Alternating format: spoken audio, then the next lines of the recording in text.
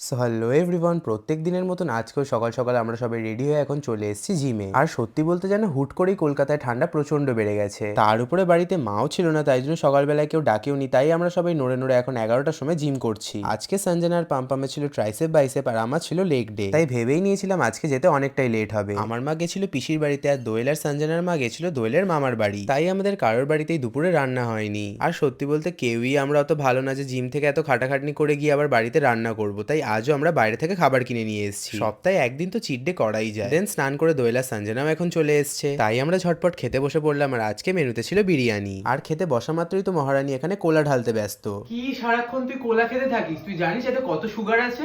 এক গ্লাস কোলাতে তো 300 spoons of sugar রয়েছে, তাহলে তুই জাস্ট ভাব তুই একদিনে কতটা সুগার কনজিউম করিস। এর থেকে বেটার তো এটা প্লিক্সের অ্যাপেল সাইডার ভিনিগার কোলা। এটা টেস্ট পুরো কোলার মতন, বাট কোনো সুগার নেই। এটা আনহেলদি ফুড ক্রেভিংস কে কমায় আর ওয়েট ম্যানেজ করতেও হেল্প করে। তার সাথে এটা ওভারঅল ওয়েট লস জার্নিতেও হেল্প করে with proper diet and exercise. তাই আমিও বেশ অনেক দিন ধরে প্রপার ডায়েট ফলো করেছি, তার সাথে রেগুলার এক্সারসাইজ করেছি, সাথে খেয়েছি প্লিক্সের এই এসিভি কোলা। আর এটা কতটা এফেক্টিভ সেটা তোমরা ডিফারেন্স দেখেই বুঝতে পারছো। So get your ACV cola which is better than your regular cola today.